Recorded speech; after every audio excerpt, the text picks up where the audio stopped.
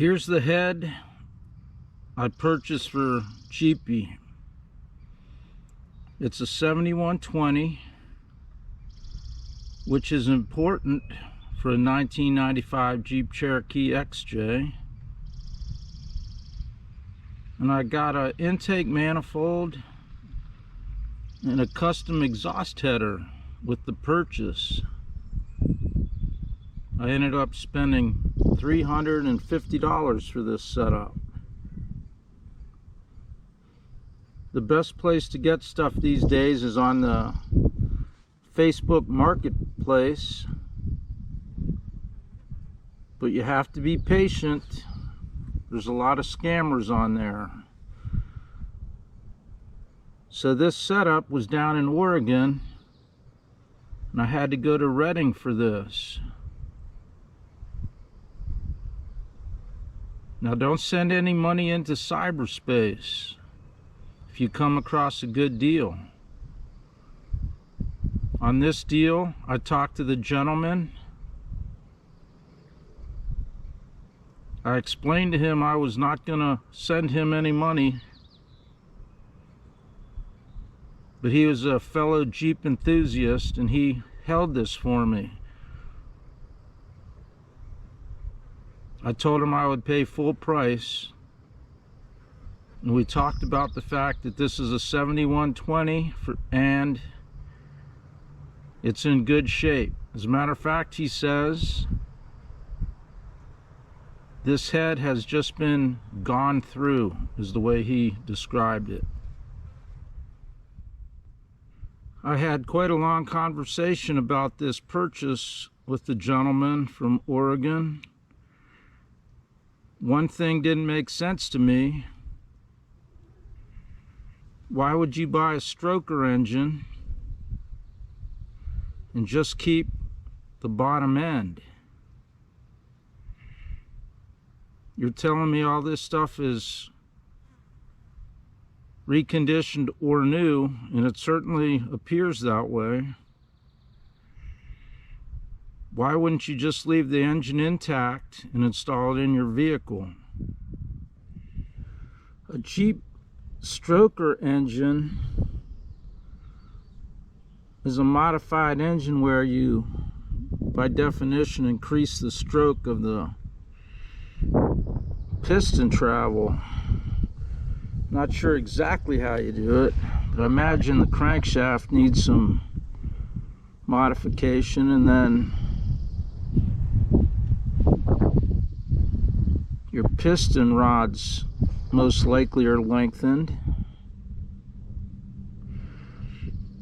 But what I have heard about that is low RPMs, you get much more horsepower and torque, and if you're out there four-wheeling, that's a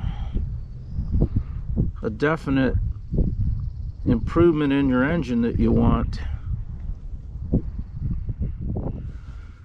So when I first saw the pictures of this on Facebook Marketplace, my mind was screaming, scam, scam.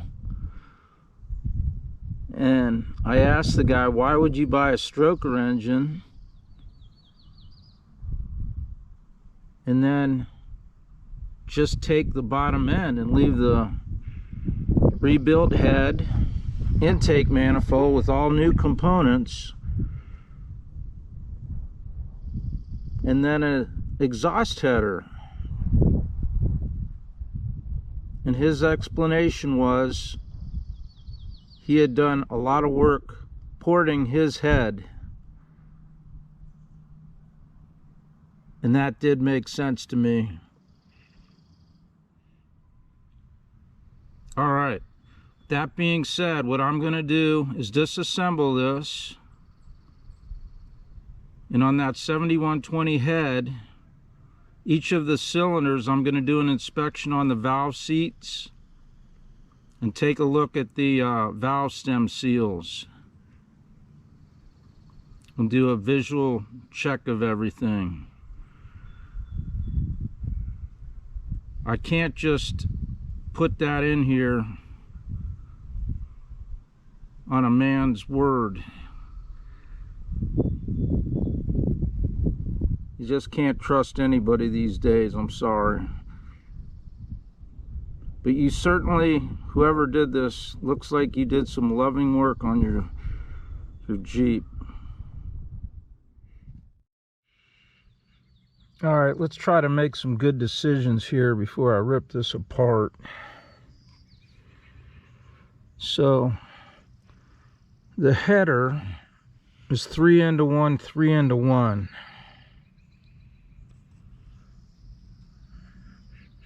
This won't be plug and play for me.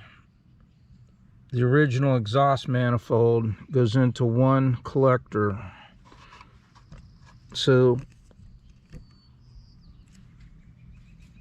we cannot use that, at least now.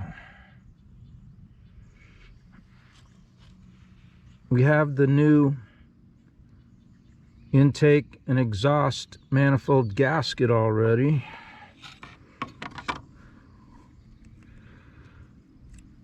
Here's where the dowels hold the intake manifold. That's interesting. You don't really get to see that from this view. At least I haven't before. Whoever took this apart saved a little time by just taking the head bolts out. And if I was smart, I would have asked him to give me the head bolts with this purchase, but I didn't.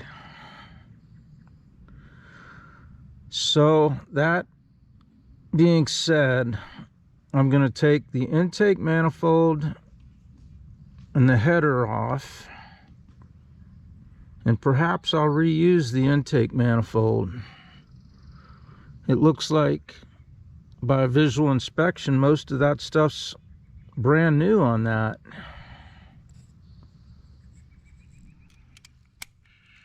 So the bolts on these are 9/16, and remember at the end, that's a stud that's going to be retained in the head.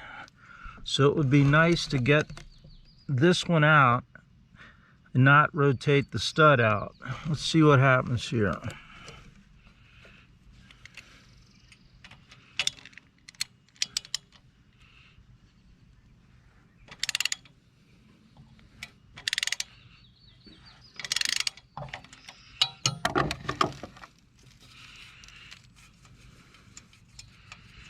Wow, that almost seemed like that snapped off. But it didn't.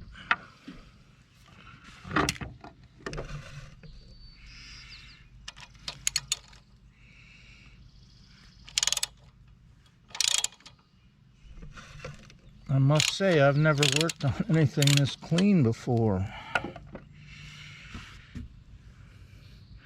I have watched videos where guys have a nice clean setup like this. Okay, that stud stayed in there.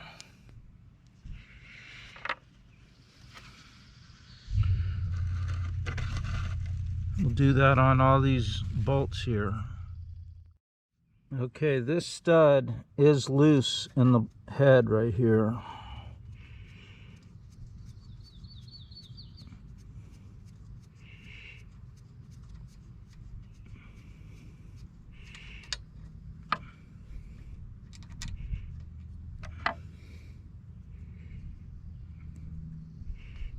Okay, it's turning hand tight. That way we'll have to address on reassembly. Okay, with that header, there's one bolt that's really buried in there. Boy, I'm lucky that this is sitting right in my face, aren't I? Boy, look at these rockers. Those look brand new.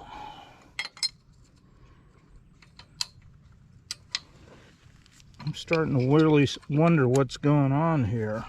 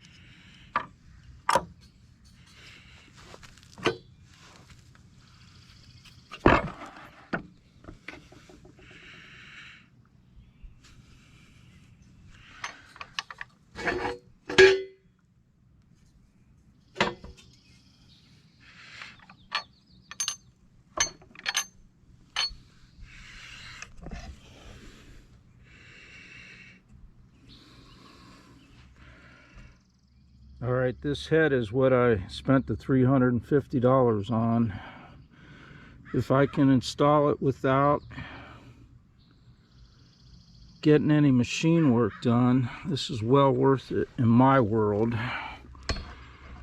Looks like perhaps this was sitting a while. Look. So this header, it's not a custom header per se. It's a pace setter header. And it's 2 collectors on this. I'll have to do a little research online about that one. And then my intake manifold, I don't think I'll reuse that, but I will probably rob these fuel injectors, because by inspection anyway, they look brand new. And then we got the O-rings in the kit anyway. Alright, let's see what happens here. Alright, before we take this inside and do a disassembly and inspection, let's take a look at a couple of things. Right here's our casting number, 7120.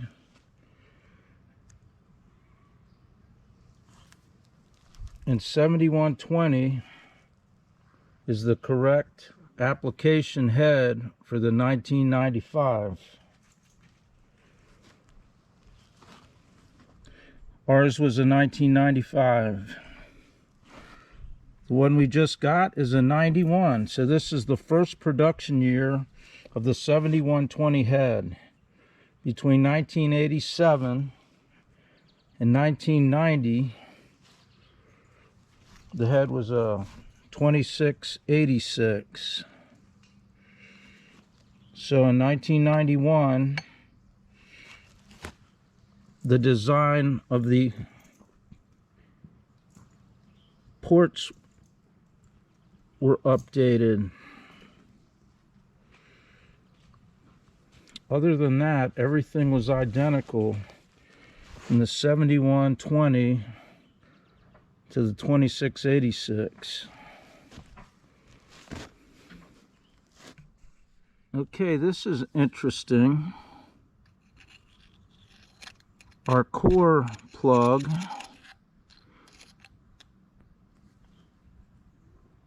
has a guarantee void if removed.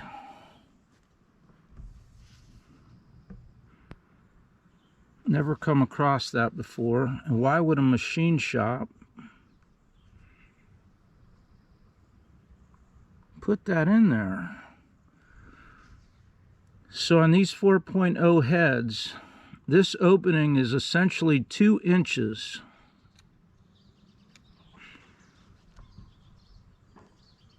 An interference fit would be 2 inches and 15 ten-thousandths, 0.0015.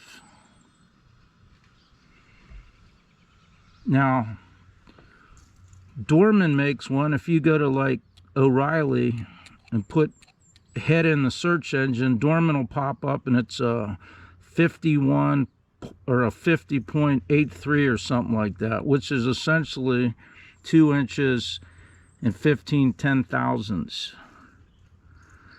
I selected to go with a, what's the name of this brand? Melling. Melling is a U.S. manufacturer. That's what I wanted. And the closest Melling product to 2 inches and 15 ten-thousandths is a 51 millimeter. You put it in the freezer, that'll go in there and be a nice tight fit. This has no viewable markings on it of who manufactured that, so that's interesting. You certainly don't want these corroding out on you. That's why I didn't go with Dorman.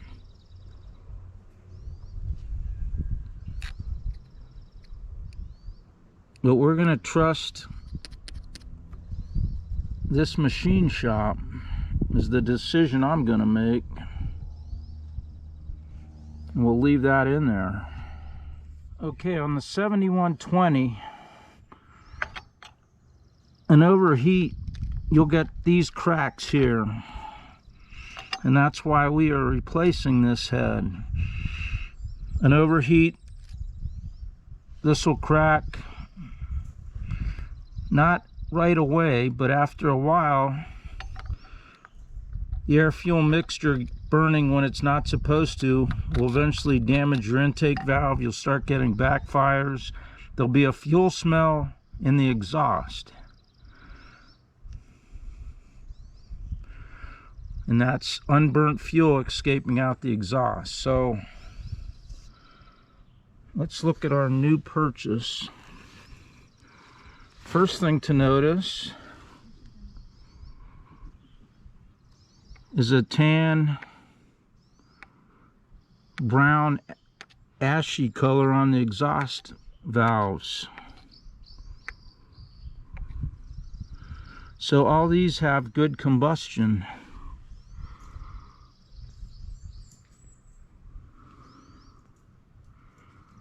And I don't see any cracking here. And not only that,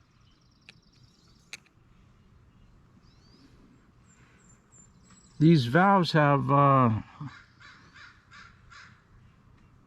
some identification markers on them. That's not, this one doesn't. That's not stock. And it looks like our spark plugs are in pretty good shape also. Okay, it would be nice to know the condition of the thermostat, but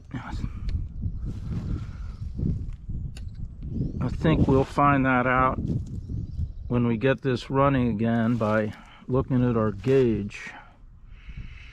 There's some rust here, but that's where this has been removed and sitting for a while, I would suspect.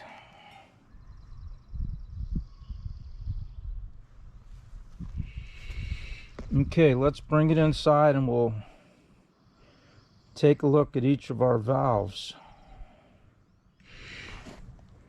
Okay, the Jeep 4.0 in its production life from 1987 to 2005 had 4 different head styles.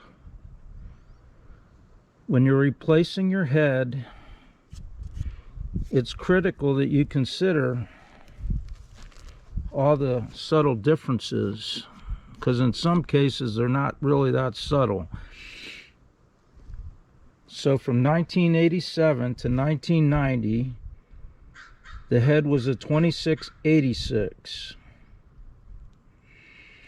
And the upgrade in 1991 to the 7120 is the porting here. So the flow through the head is different.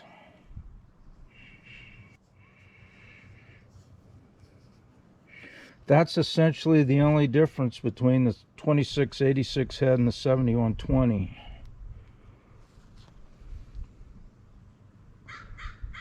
So the 7120, that went from 1991, which is what we just purchased, to 1995, which is what came out of our engine. We got a 1995 Jeep Cherokee Sport.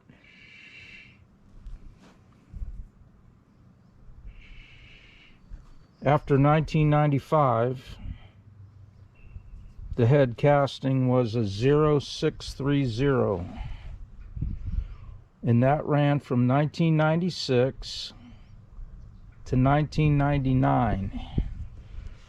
But somewhere between 1999 and 2000, there was another change, to the 0331. So on the 0630, the engine block had two dowels just like this. So imagine when I install these, I have to line that up by how the bolts go through these holes into the block.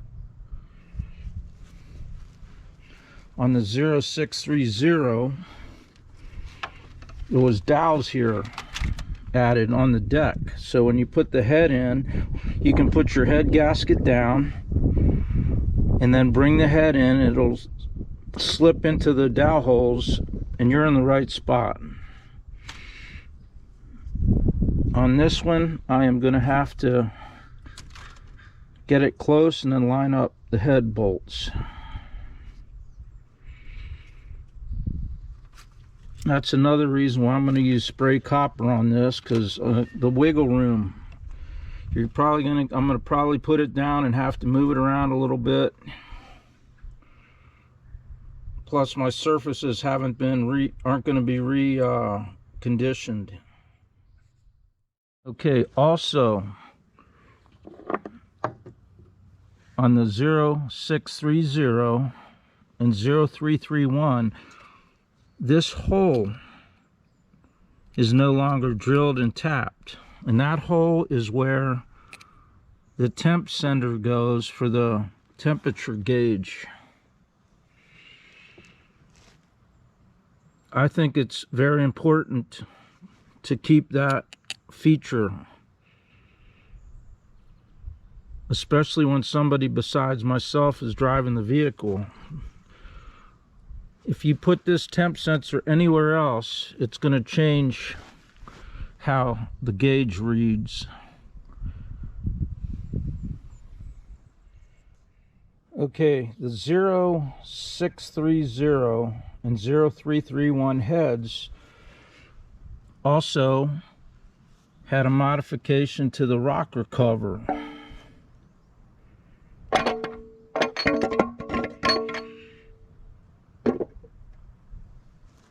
So when you're buying head bolts, you'll see two head bolts that go in the recessed area that have a little feature on the top, which is a threaded stud. That's to mount the rocker cover.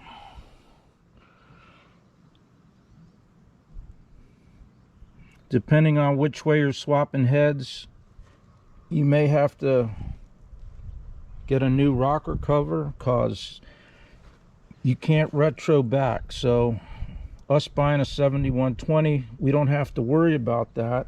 But buying a bolt kit for this, you run into problems. Okay, that becomes a problem because the business model for stocking bolt kits, it's not economical to have older kits around that no one's going to buy. So when you buy those packets, you're going to get two of the head bolts to mount the rocker cover for a 0630 or 0331. So you could buy the bolt kit, and I'm not sure if they're going to fit under your old rocker cover or not, but you can always go and get a single bolt. That's what I had to do for this one. And then 0630 ports are changed again. 0331, again the ports are changed. You got the dowels on the head we talked about. Okay, the 0331, you got a set of coil packs that mount to the head. So you're going to have a machine boss with threaded bolt holes over here. So our 7120 has these for our engine mount. Now the 0331 had a cracking issue at first, and according to what I've read, that's between the cylinders. So let's take a look at this. So the 7120 overheat cracks, there's two. Supposedly the 0331 crack between cylinders. So that would be in these locations if you're looking at those for a crack in those heads. Alright, the 0331, they added material to the deck to try to alleviate that head cracking. And on those right here, you'll see TUPY, Tuppy. So a Tuppy head is what is more desirable on a 331 head. And the guys building strokers are going to certainly want one of those. So what else are differences? Is there anything else? On the 331, you see these springs, those are beehive springs. The cam performance was changed, so the spring tension is different. So that's another thing to think about when you're swapping heads around. So I spent a little extra time. 7120 off, 7120's going on. Ours was a 95. We bought a 1991. The visual inspection so far is looking good.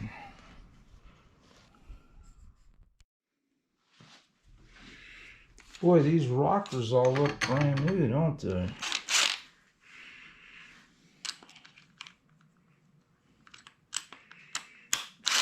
Really begs the question, what happened to this Jeep that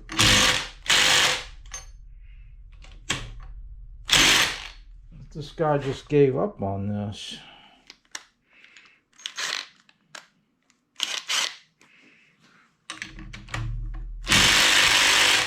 What the hell? Alright, the torque on these is 19 foot-pounds. And you got to make sure your lifters are recessed in the valley. And you torque it. Then you check them later. 19 to 26.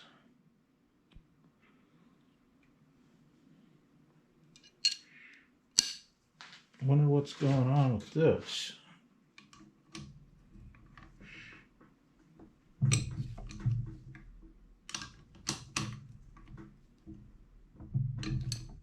Well, they all broke free with the breaker bar. Maybe my battery's dead. Maybe that's what's going on. Okay, I got a dilemma here because these rockers have been wearing with the push rods in the old motor.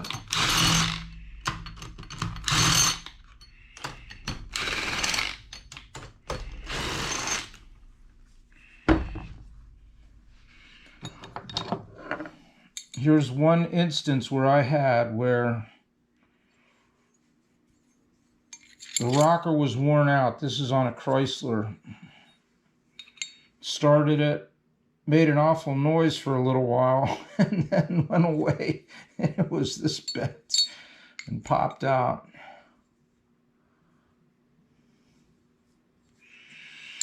But your push rod is wearing in the cup. And then the lifters, I'm not planning on changing the lifters.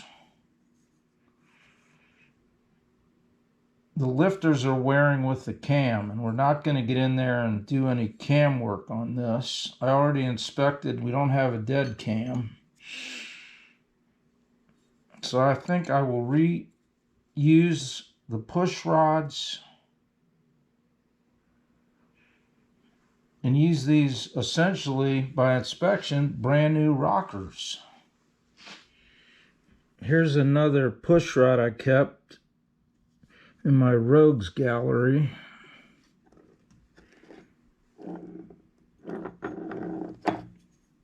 Can't remember what the defect on this one is.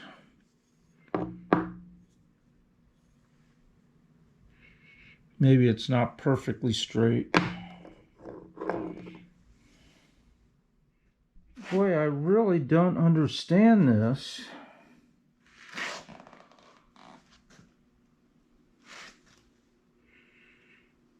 There's no indication that there was ever oil flowing up here.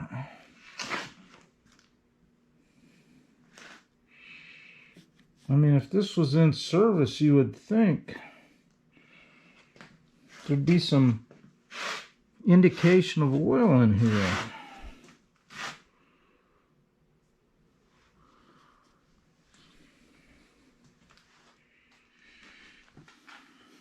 Okay, I'm going to inspect each cylinder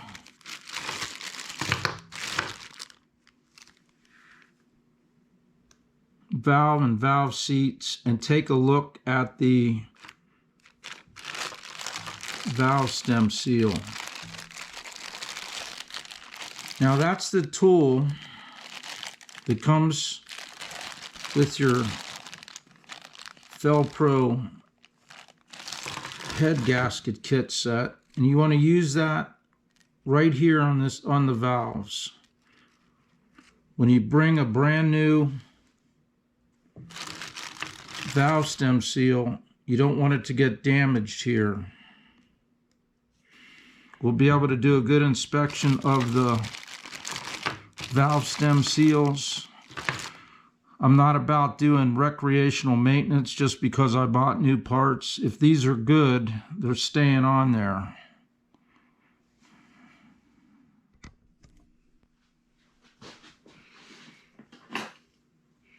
Okay, I'm going to do one cylinder at a time.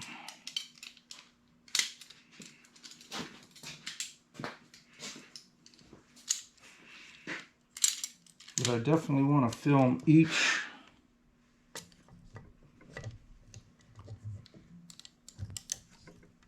one of these.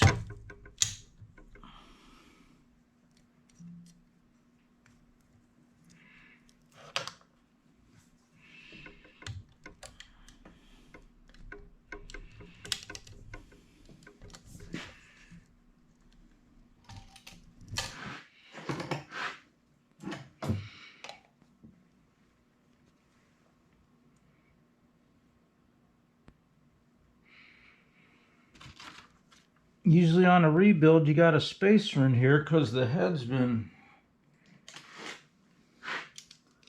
machined 30 thousandths.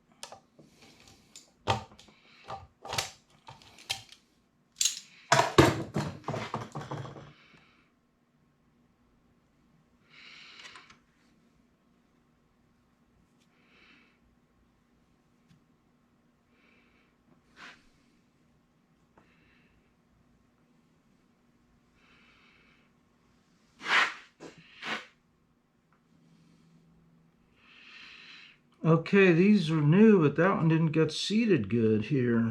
See that?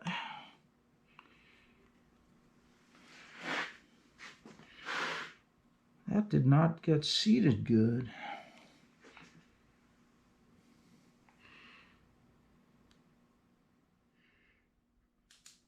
All right, if there's some overheat cracking, it's going to be right here.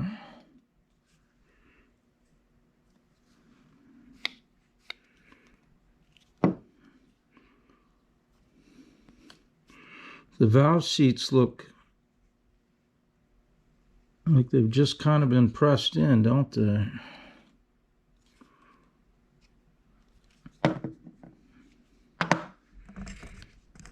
There is a little bit of corrosion back behind there.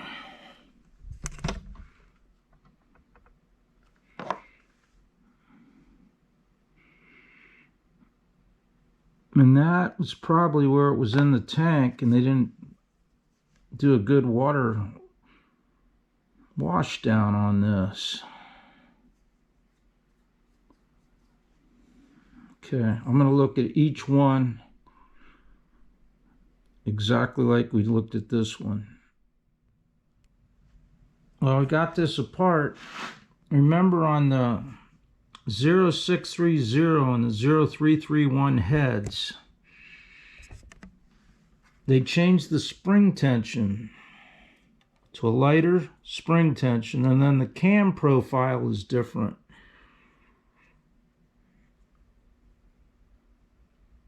And then a more they call it a beehive spring. And that looks like a beehive to me, doesn't it? And we got a 7120 here. But that cam profile is another thing to think about when you're swapping heads around to different years.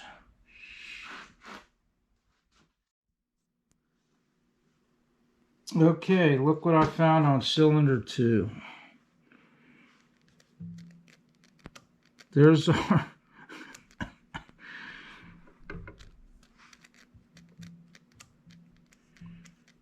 there's our valve stem seal.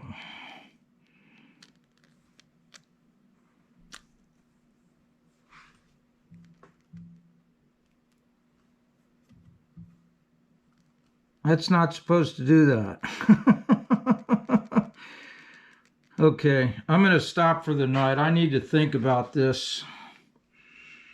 Well, we might as well look at the valves and valve seat on this one. But I'm already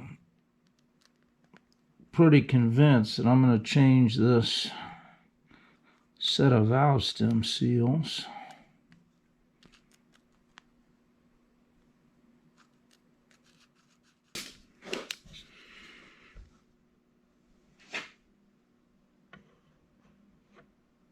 Okay, no cracking in that.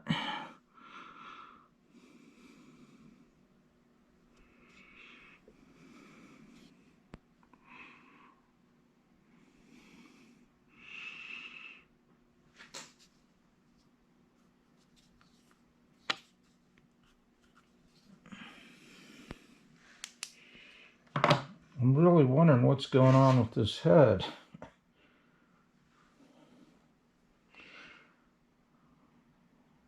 Did the engine get rebuilt to a stroker?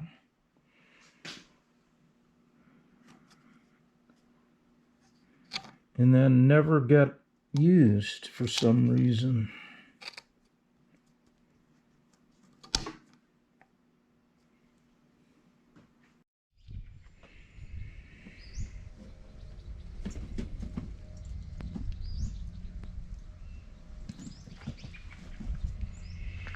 It's a beautiful sunny day here in the Pacific Northwest. The sun actually does come out around here once in a while. With this natural sunlight, I'm going to be able to do a good inspection of the exhaust and intake valve openings in the combustion chamber of the head. So right here is where you'll get overheat cracking.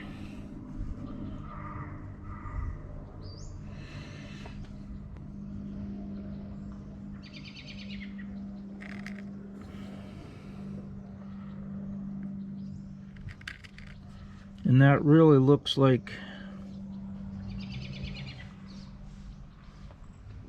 it's in good shape.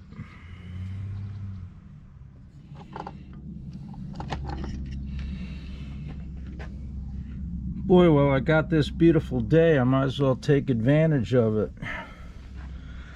So this is a 7120, and these are very robust. They can take some overheats. This head is out of a 1995, and it's overheated multiple times in its life. The last time, though, couldn't take it anymore, and here's the cracks that developed. So that's where you want to be looking on the 7120 and the 2686.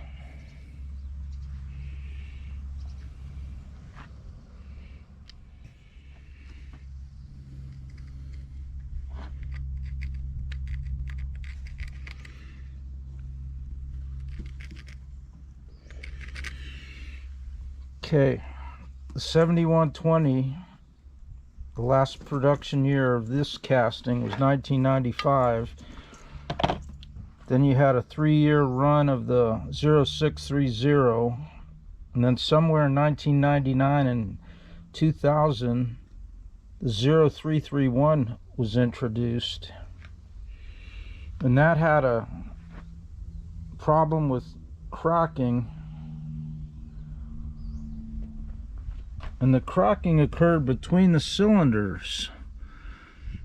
I've never actually observed one of those cracks, but that would mean this material here.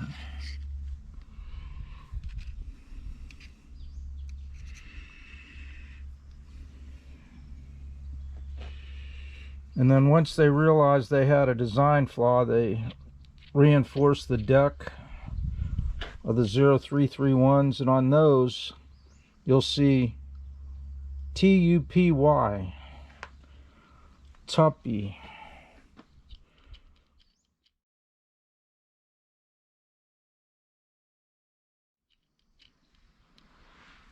That was cast down in Brazil somewhere. All right,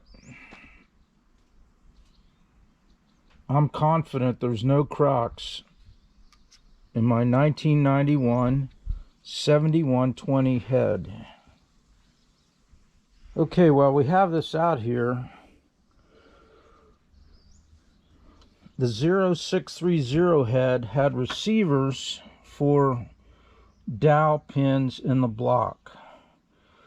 So when I talk about dowel pins, these are dowel pins on the head to line up our exhaust manifold and our intake manifold. So here's our gasket.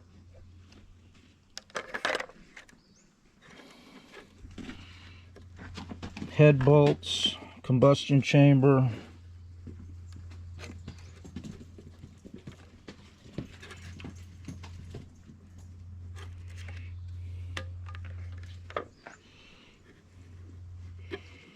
port to the heater core. So the only extra holes must be right here and right here.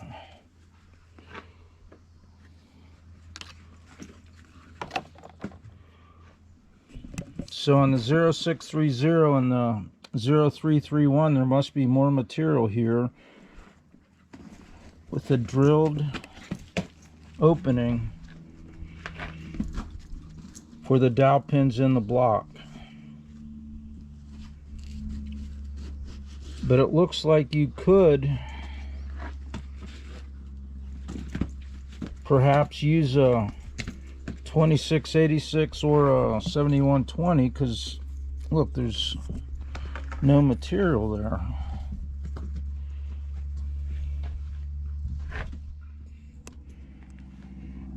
Okay, by the looks of this, I'm starting to think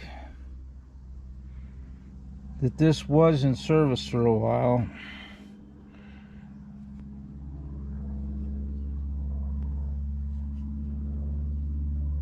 And maybe the seller pressure washed this or something along those lines to entice the buyer to get it. So let's take a look at all our valve stem seals. So a couple of these are, this one wasn't seated, but it's seated now. This one's just loose, see that? This one's completely loose.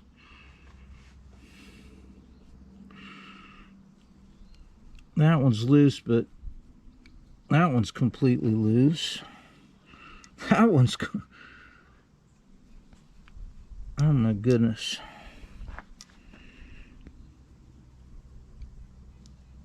What is going on? Those just came right off.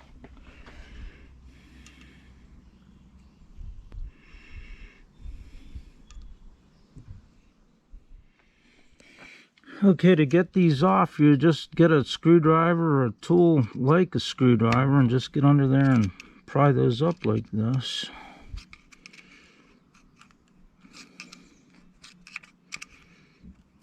So that one was seated right.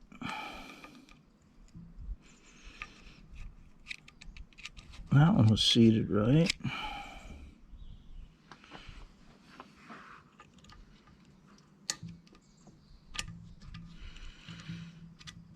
That was seated right.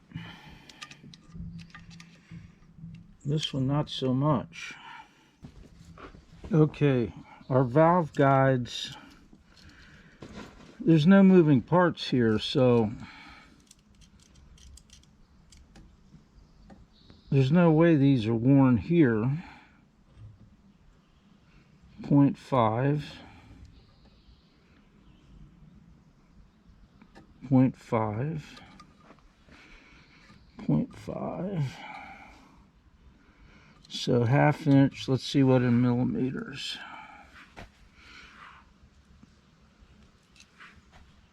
12.8, so that's a inch measurement on these. 0.5, 0.5, 0.5.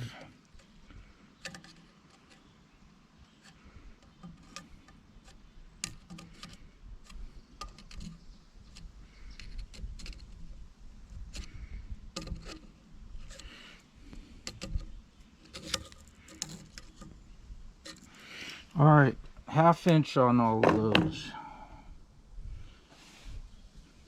There must be a defect with our valve stem seals. So if you look at that, there's a little spring right there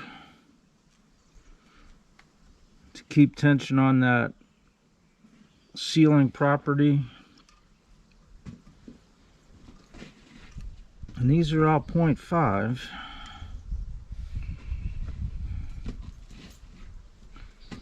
Wonder why. Well, this one's loose on all of them.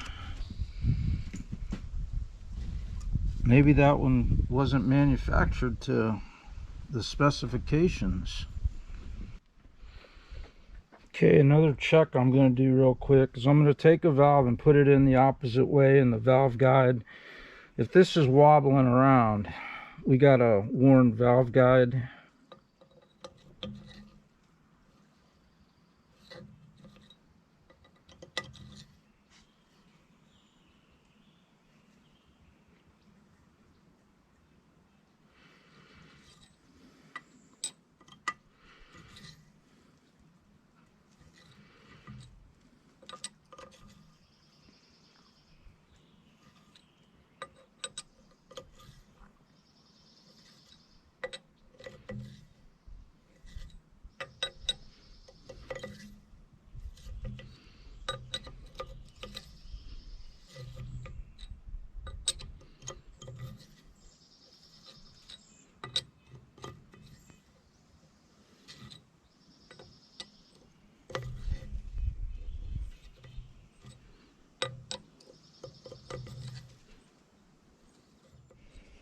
Okay, the only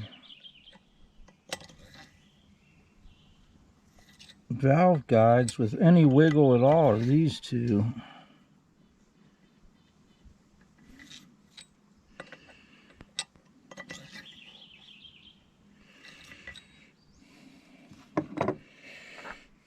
and that's not enough wiggle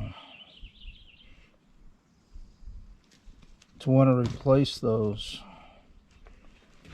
So these valve guides are acceptable for what we're doing. Alright, these heads are 60 pounds each, so I got 120 pounds on this DeWalt work table.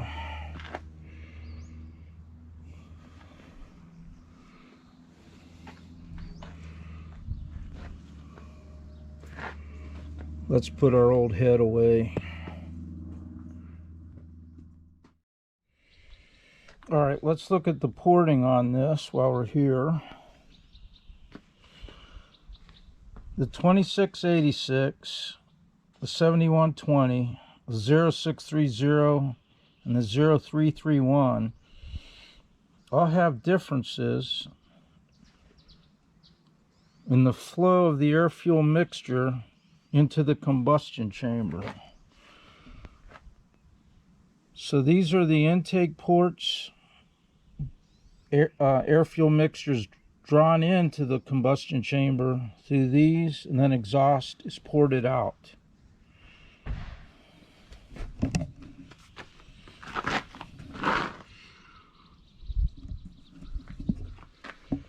So when you buy gasket kits for these, they're all the same, so I expect there's just subtle differences in the actual ports themselves.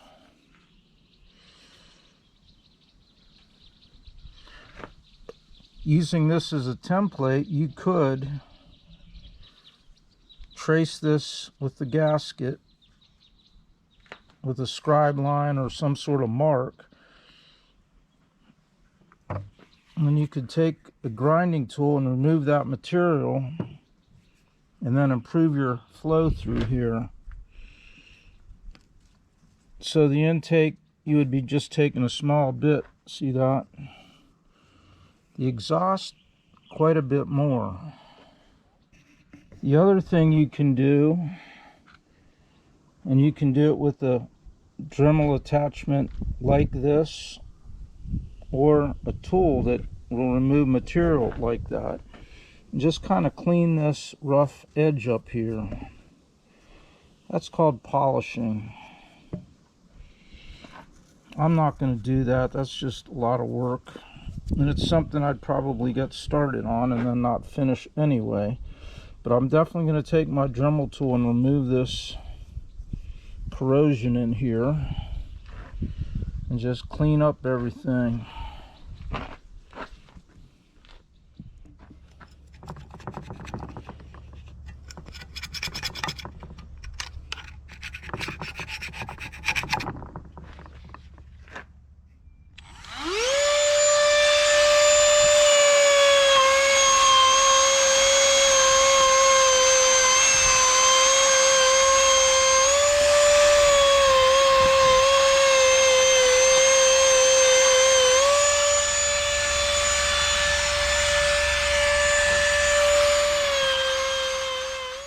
Okay, up here on the deck, not much cleaning's required. This is all going to be covered with oil once it gets running anyway, but I will clean this RTV up here. We'll probably clean these surfaces with alcohol or a product like that to get it nice and clean. Alright, the valve cover bolts, these thread right through.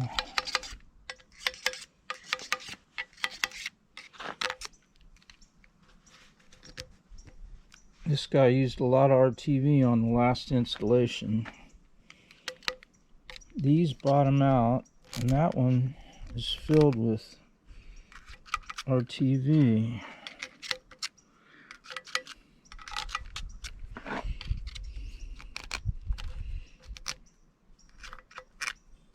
I'm not going to get a tap and run it through all these.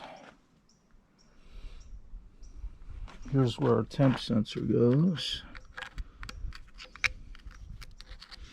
I will mention though that when that 95 Jeep Cherokee had the death wobble. All these bolts to the rocker cover were loose. And also the motor mounts. The bolts in the motor mounts came loose and the engine dropped down. Death wobble's a whole other topic. Okay, let's look at the combustion chamber. And this tool is going to be important for that.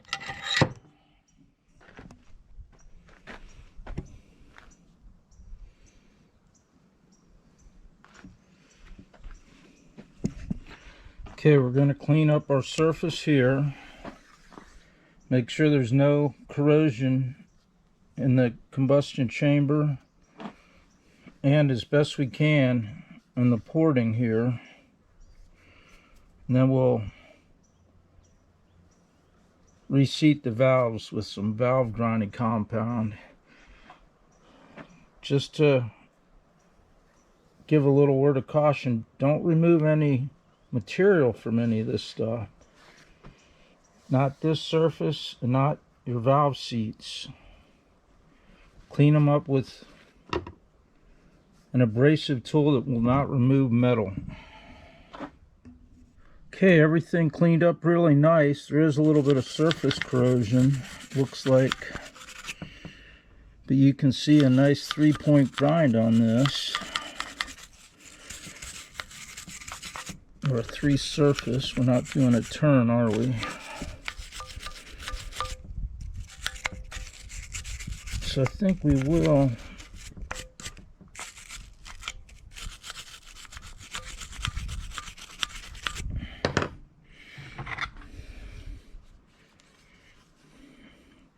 make sure the valves are all seated good.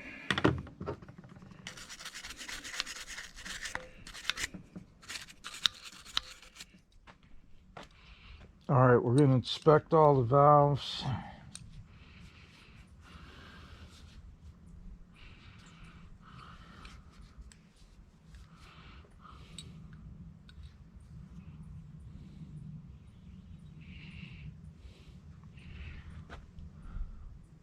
Right there is where it seats.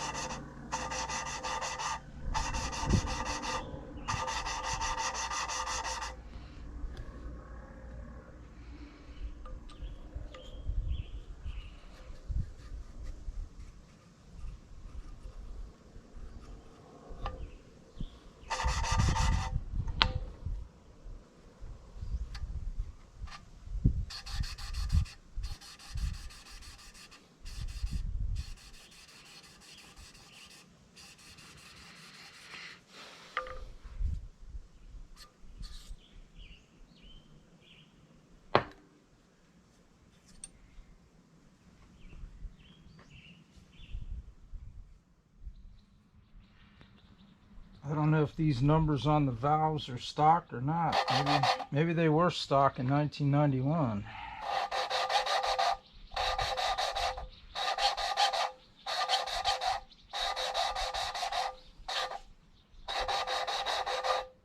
But my 1995 has no numbers on the valve face at all.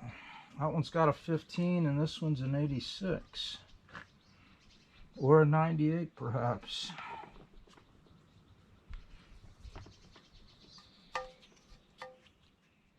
Alright, that's enough for tonight.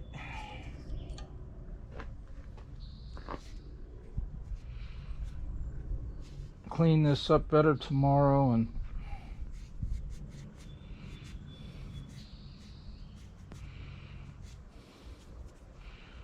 put our valve stem seals in, and we'll call this ready to go.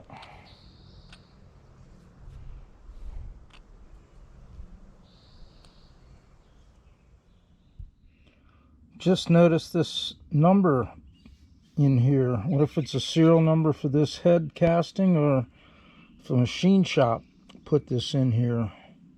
I'll have to look at my old one and see if there's a number.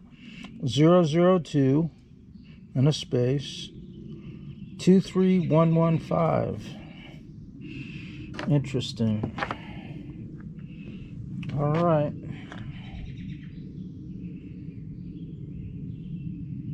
That's it for tonight. Before we put this together, I want to take one last look at my old valve seals. There's our valve guides, 0.5. Those are all 0.5. I went through all these old valve stem seals. These two are the worst.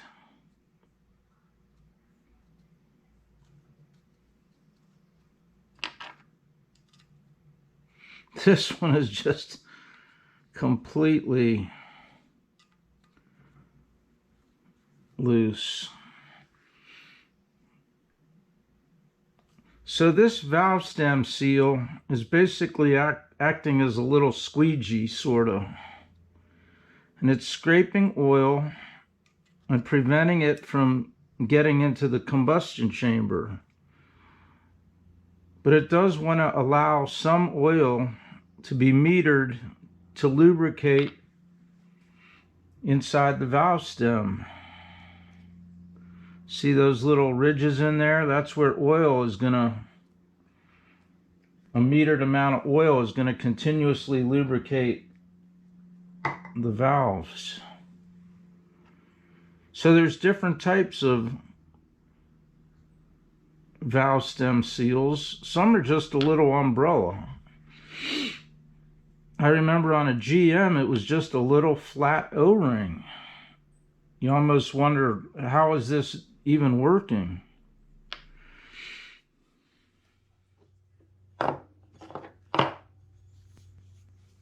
Alright, this is the push rod, and as you can see it has a hole in it. Pressurized oil from the oil pump travels up this tube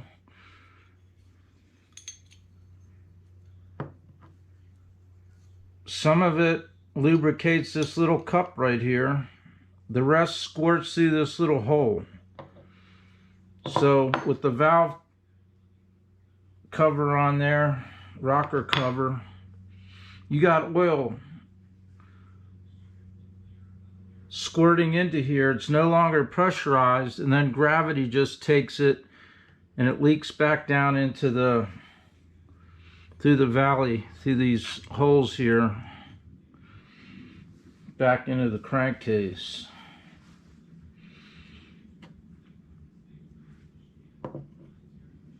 So while this thing's moving around, that oil that's in here, if it's under pressure, it's going to be squirting out, dripping down. Some of it's going to get on the valve and go past this seal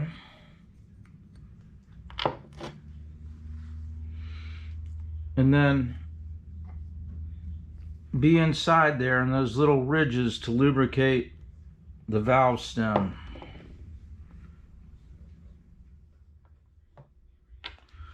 So what I'm doing is leading up to these valve stem seals.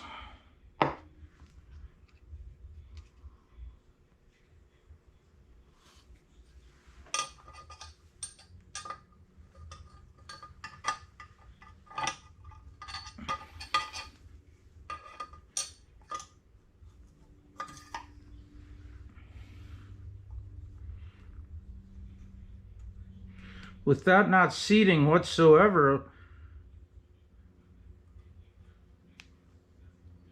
see that? That's going to come up and down with the valve.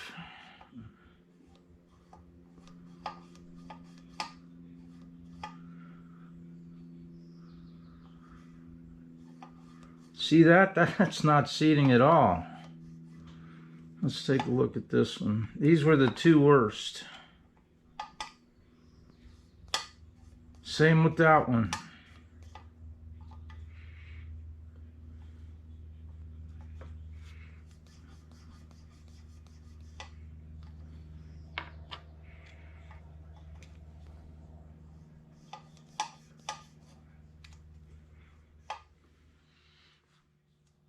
So the question here is, why did this happen?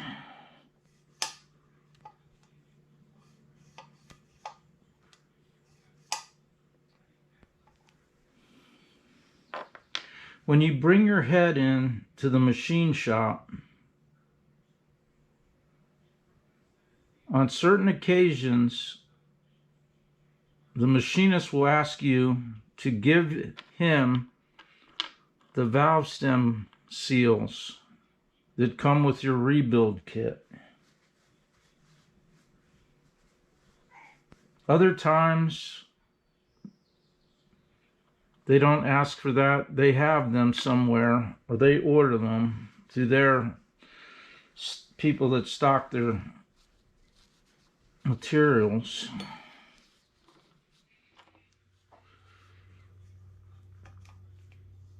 So did this machine shop get a bad set of valve stem seals from the supply chain that they use?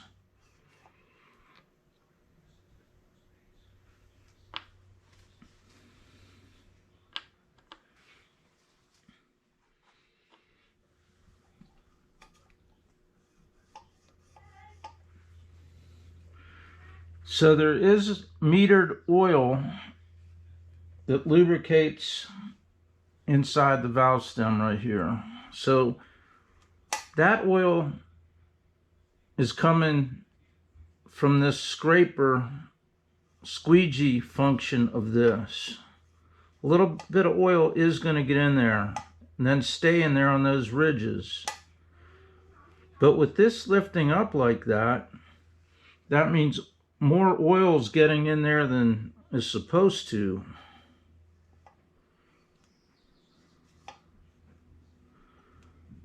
So I really feel bad for this guy that built this stroker,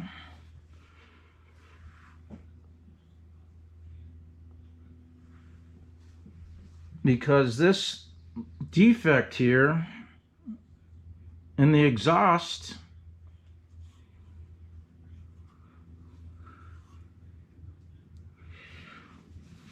any oil that's leaking past here is going to be expelled out the exhaust, and you can see that. I'm not sure if this buildup of oil is normal here, but some oil is going to get into here. But on the intake, you got that suction from the intake stroke. A lot of oil is going to get past that. And then in the combustion chamber, that oil is going to burn, and that's going to be a bluish smoke out your exhaust. So we're just speculating here. Imagine you get a brand new head rebuild from the machine shop, and your engine's smoking. Poor Lord have mercy. So this is just such a great visual aid on a valve stem seal failed.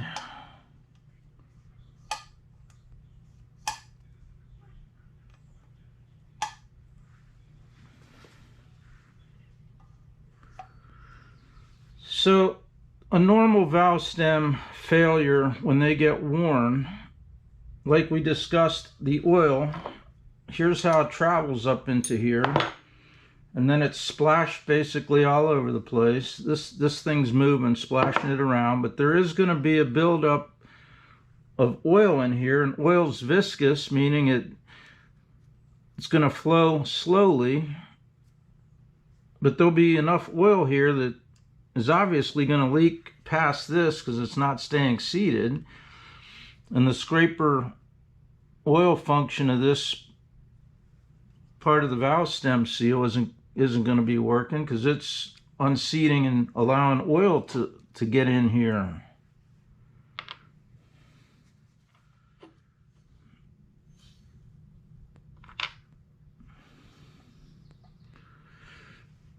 But on a valve stem seal that's worn, it can be cracked, this rubber can be deteriorated, and you shut your engine off, and as it sits, the oil has time now to flow back into the valley, back into the crankcase, but some has time to leak past this seal down into the combustion chamber. So if you start your engine and you got blue smoke blowing out, and then it goes away, it could be a bad valve stem seal. If it's blowing blue smoke all the time, you got other issues. All right, let's put this together.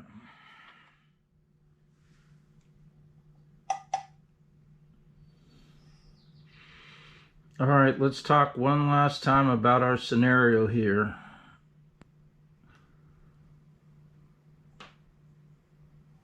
This seal is allowing oil to get past it. We don't know which position it was, but we know all these seals were pretty loose like that.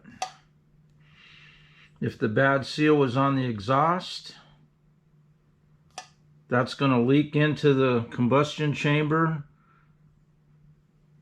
Anything that stays in the combustion chamber is going to be burned. You'll see a blue-black smoke. And this is an indication of some residual oil in here. On the intake stroke, if this bad seal was in the intake position, that's a big suction.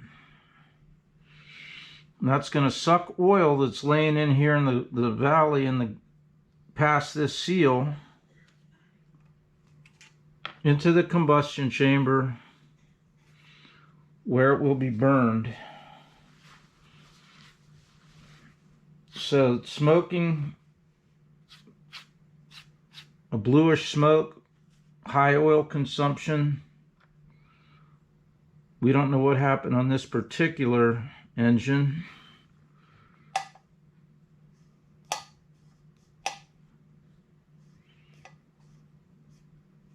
But that's not right, is it?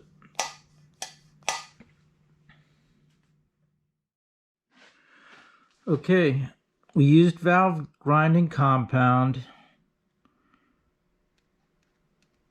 and we lapped the valves to the valve seats again.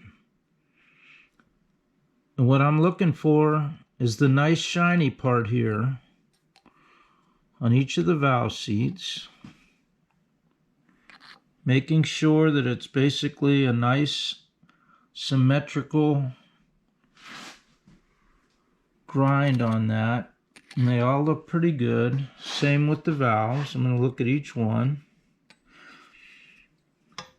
If you got a bent valve, that's where you're going to see it, right at this inspection. I was coming back from Honolulu one night, heading to Makakilo at a high rate of speed, and actually bent an intake valve. I'm going to use a little Scotch-Brite because I didn't protect this good. It looks like water got in here and there's some discoloration. Use Scotch-Brite. If you use steel wool, a little bit of the steel wool is going to separate from the steel wool pad, the biscuit, whatever you want to call it. So you're going to have some material also escape from this pad also, but at least it's a non-metallic material.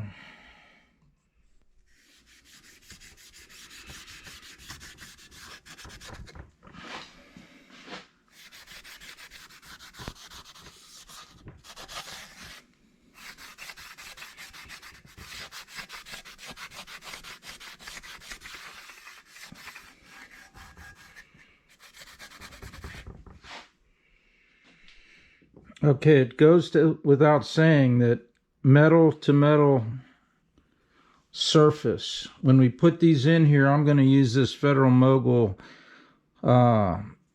assembly lube. It's a little bit more expensive, but this is essentially a dry start with this when we get it back together. So I'll put some of the assembly lube here, and I'm also going to put a little drop on my valve stem seals. So this stuff is pretty expensive. This was over 10 bucks. But I mean, this is designed to cling to metal surfaces, and it's hard to read this because half of it's in French or some other language, but the reason I choose this is it dissolves in oil, it's easy flowing, and it clings good. It's going to provide a nice lubricating surface, so it'll eventually work its way out. So I'm not a spokesman for this company, but oil is exactly like coal. It can coke if it's heated in the absence of oxygen and a flame, then you can get carbon buildup. So different people have different opinions on what to use. I'm going to use this.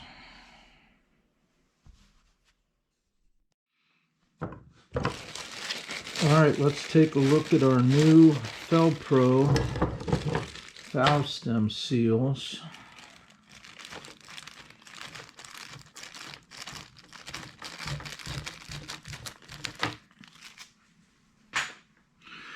Here's our old one.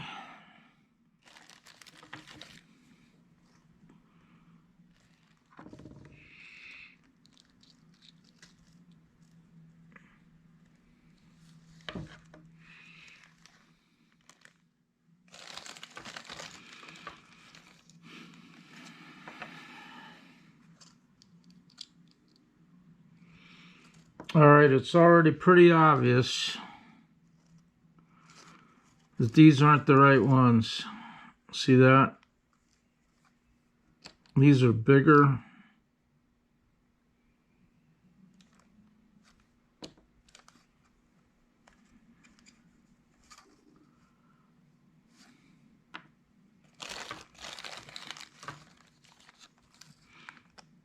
This is the problem you run into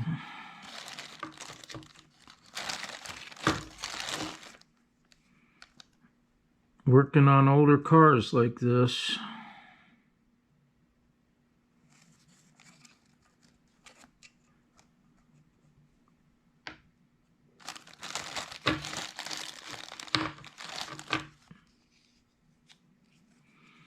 These are the tools we were talking about that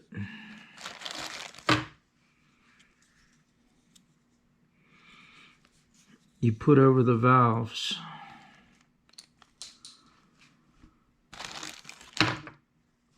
All right, this is really going to slow me down. Felpro sold me a kit, and the valve stem seals are the incorrect application for this. All right, I'm here with the old head. It's a 7120 cast in 1995. We're going to have to measure the valve stem seal boss on the valve stem before we go any further in trying to procure the correct valve stem seal.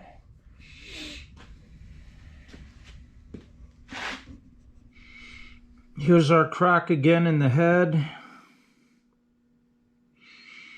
Let's pull the exhaust valve from this number 2 cylinder. That's the one that wasn't firing, causing the backfire. And we'll inspect that valve while we have it out. We were talking about carbon buildup and coking.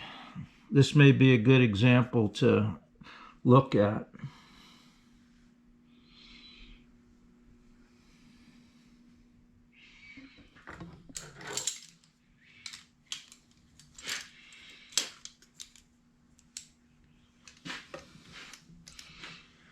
I got a couple of poly 318s that Chrysler made,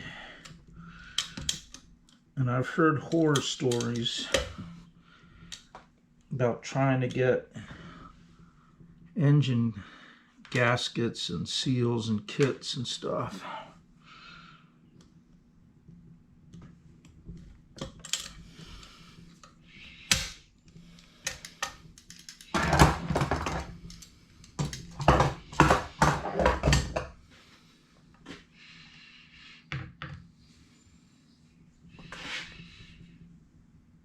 So that's carbon buildup right there.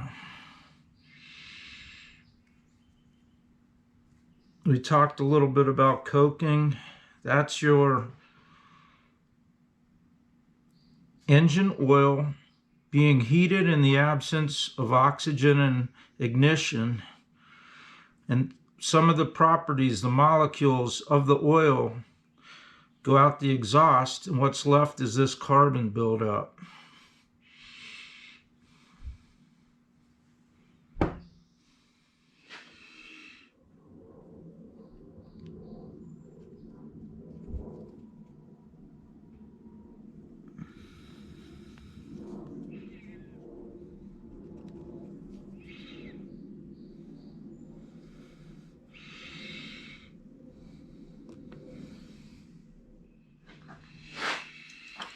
Okay.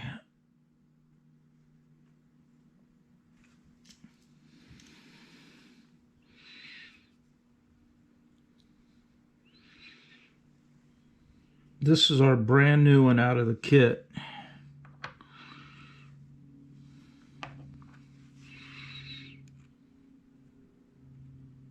And that'll press on there and stay seated. It looks like the head that I bought off of Facebook Marketplace. Okay. See that? That's a 0.53.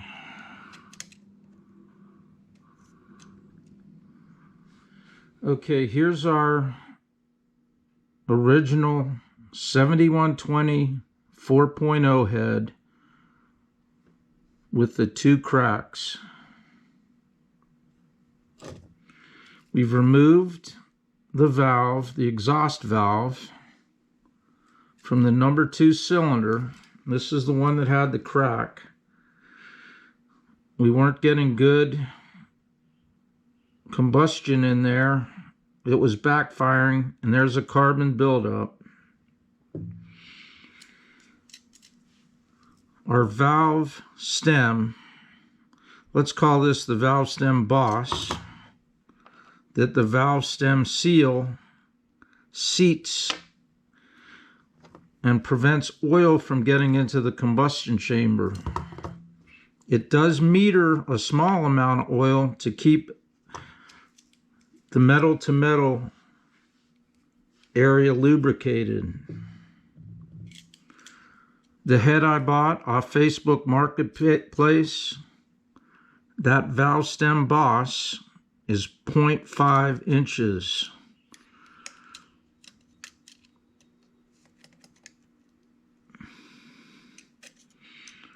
.53 is the correct size of a valve stem. Here's our new valve stem seal that came in the Felpro kit. See that? That'll fit on there nicely.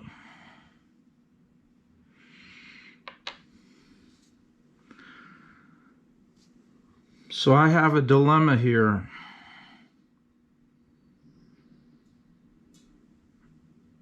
I either have to find valve stem seals to fit on a 0.5, or I have to take this head in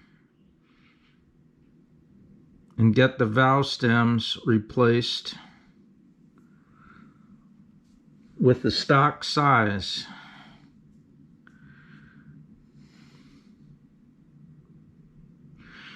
I'm going to have to think about this for a while.